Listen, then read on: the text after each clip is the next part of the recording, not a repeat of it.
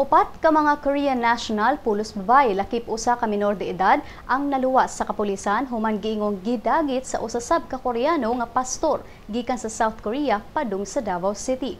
Apan ang sospek nga si Ro Won Pyong milimod sa maong pasangil. Sulti niya nga wa niya pugsa ang mga babae nga muuban kaniya aron mahimong misyonaryo ug magkat-on sa pinulungang Ingles. Ang biktimang si Kim Hye-gyung kinsa inahan sa tulo ka laing biktima niingon nga giimbita sa pastor ang iyang mga anak aron mo eskwela og English sa Davao.